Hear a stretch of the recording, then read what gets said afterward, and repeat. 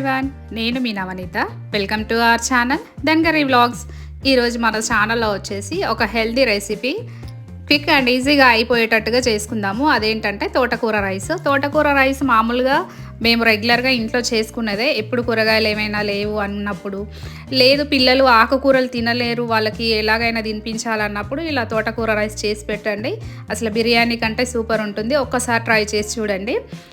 తోటకూరలో calcium ఎక్కువ ఉంటుంది. పాలు తాగలేని వాళ్ళు ఈ విధంగా పాలకి రీప్లేస్మెంట్గా తోటకూర కర్రీ కానీ ఇలా తోటకూర రైసే కానీ చేసుకొని తింటే హెల్త్ బెనిఫిట్స్ చాలా ఉంటాయి. ఈ రెసిపీ నేను చెప్పే విధంగా చేసుకుంటే మాత్రం తోటకూర వారంలో 3 సార్లు ఈజీగా చేసుకొని తింటారు. అంత బాగుంటుంది. ఒకసారి తప్పకుండా ట్రై చేయండి. తోటకూరలు కూడా 2-3 రకాలు ఉంటాయి. నేను ఇక్కడ వచ్చేసి ఇది ఎర్ర తోటకూర. మామూలుగా అందరి ఇళ్ళల్లో పండుతుంది. ఇది మనం విత్తనాలు వేస్తే చేనులలో కూడా ఈజీగా వేరే పంటల మధ్యన ఎక్కువగా పండుతుంది. ఈ తోటకూర తీసుకున్నాను నేను ఇక్కడ. తోటకూరను కడిగి మంచిగా శుభ్రం చేసుకొని తర్వాత ఇందులోకి బేసిక్ మసాలాలు ఏవైతే నేను వేస్తున్నానో అవి చాలా ఇంట్లో ఉండేవి, అన్ని ఇంగ్రీడియంట్స్ అన్నీ. మామూలుగా కొంచెం చేసే ప్రాసెస్ ఒకటి మాత్రం కాస్త డిఫరెంట్గా ఉంది. మామూలుగా ఎప్పటికి వేసే పోపులాగా ఆవాలు జీలకర్ర వేయకుండా కొంచెం షాజీరా, దాల్చిన చెక్క, బిర్యానీ ఆకు, 4 లవంగాలు, 2-3 యాలకులు ఆ విధంగా వేసుకొని చేసుకోవాలి.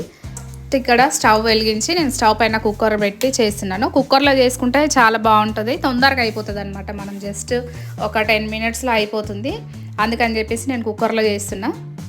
ఎప్పుడు కుక్కర్లో చేసినా కొంచెం వాటర్ మాత్రం క్వాంటిటీ చూసి పెట్టుకుంటే సరిపోతుంది. మరీ మెత్తగా కాకుండా మరీ పొల్లుగా కాకుండా రైస్ చేసుకోవాలి.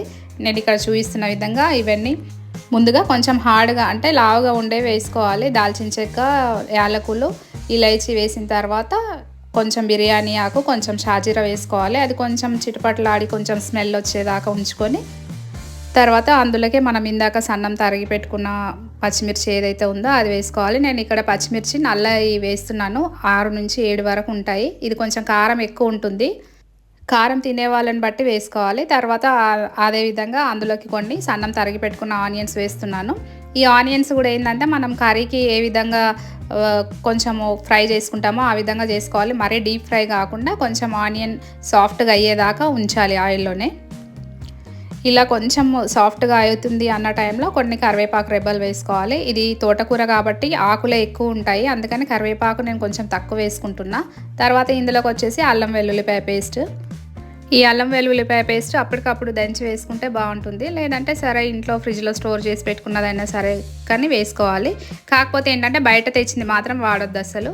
ఇక్కడ వచ్చేసి నేను కట్ చేసి పెట్టుకున్న తోటకూర వేస్తున్నాను. ఇప్పుడు అల్లం వెల్లుల్లిపాయ పేస్ట్ మంచిగా స్మెల్ వచ్చిన దాకా ఉంచేసి తర్వాత ఈ ముక్కలు తరిగి పెట్టుకున్న తోటకూర ముక్కలు ఇందులో వేసేసేయాలి.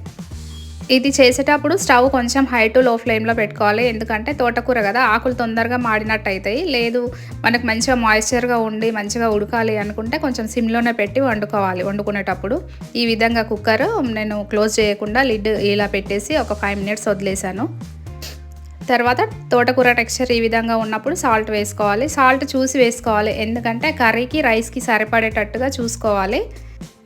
కొంచెం ఎక్కువగానే పడుతుంది సాల్ట్ అనేది. తర్వాత పసుపు వేసి కొంచెం కలిపి పెట్టుకోవాలి. నేను పక్కన ఏం చేశానంటే 1 గ్లాస్ రైస్ తీసుకొని కడిగి నానబెట్టానంటే పెద్దగా 1 అవర్ 1/2 అవర్ అలా ఏం లేదు. ఈ కర్రీ తరుగుకున్నంత సేపట్లో నేను కొంచెం రైస్ పక్కకు కడిగి పెట్టాను అనమాట. చేసేది ఎలాగో కుక్కర్లోనే కాబట్టి పెద్దగా నానబెట్టాల్సిన అవసరం లేదు. ఎందుకంటే మనము కడిగి డైరెక్ట్గా వేస్తే కొన్ని వాటర్ ఎక్కువ వేయాల్సి ఉంటుంది, నానబెట్టి వేస్తే వాటర్ కొన్ని తక్కువ వేసుకోవాల్సి ఉంటుంది.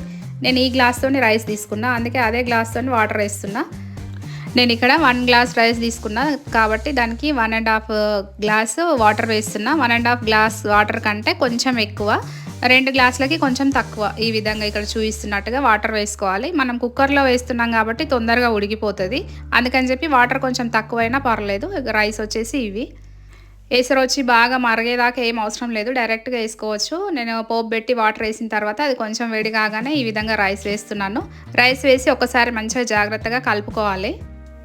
ఇప్పుడు ఏమైనా మీరు సాల్ట్ చెక్ చేసుకోవచ్చు. నాకు మాత్రం ఈ కన్సిస్టెన్సీ అయితే సరిపోతుంది అనిపించింది. ఎప్పుడే కానీ తోటకూర రైస్ చేసుకున్నప్పుడు తోటకూర ఎక్కువగా ఉండి రైస్ కొంచెం తక్కువ ఉండేటట్టు చూసుకోవాలి. అప్పుడే ఇంకా టేస్టీగా ఉంటుంది మీకు.